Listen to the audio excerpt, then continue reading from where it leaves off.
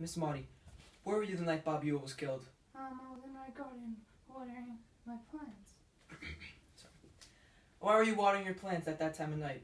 Well, I went outside because I heard a noise, and I figured when I was out there, I would water my plants because I watered them early in the morning. What kind of noise did you hear? It was like scuffling in the dirt, and it sounded like someone was in a struggle. So what did you do when you heard it? I went outside and I didn't see anything, so I figured when I was out there, I would check on my plants.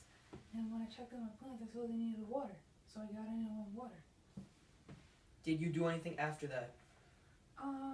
Well, I went back inside and I heard the noise again, so I looked through my bushes and I saw dirt up in the air. Did you call heck tape? No, I was going to, but then I saw two people lying on the ground and one was in a bulky costume. Why didn't you call heck tape? I didn't call heck tape because a man came in and defended the two kids, and when the two kids were on the ground, he took one of the kids and put him on his shoulder and carried him home. And after they left, I looked to see if there was anyone still there, and I saw a man lying on the floor, and when I got a closer look, there was a pool of blood around him, and he was sitting on a knife. What did you do after that? I went inside and then heck tape came. So you didn't kill Bob Ewell? No, Do you have any idea of who did kill Bob Ewell? no, but I think the man that carried one of them home tried to defend the two kids there, and he might have killed them. Thank you for your time, Miss Marty. I will call you back later. Thank you.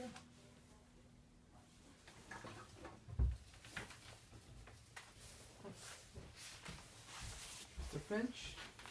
Hello? How are you doing? Good, how are you? I'm very well. So, where were you the night Bob Ewell was killed? I was home by myself with Calpurnia and I was reading the newspaper. How come you didn't go to Scout's Halloween pageant? Well, I really wanted to go, but I was very tired from a hard day at work because recently I just lost a case, as you know, and it's been a lot of events at work now. After the trial, did you have any hatred towards Bob Ewell?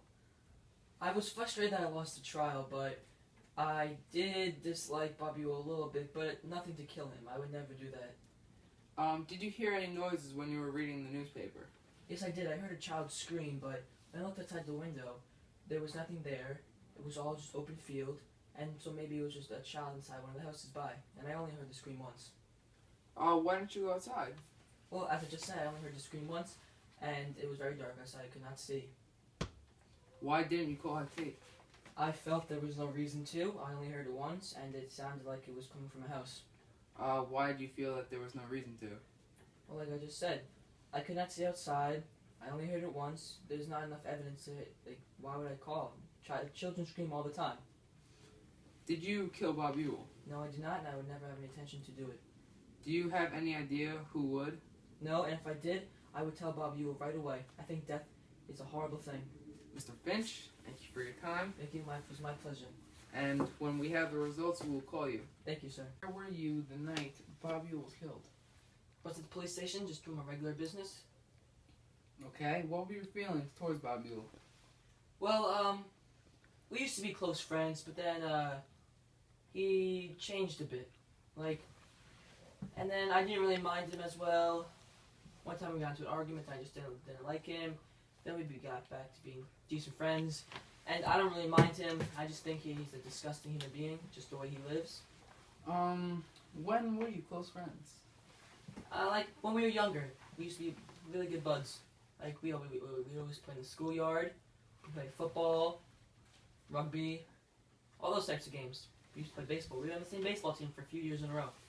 When you got the call that Bob Ewell was killed, what was your initial reaction?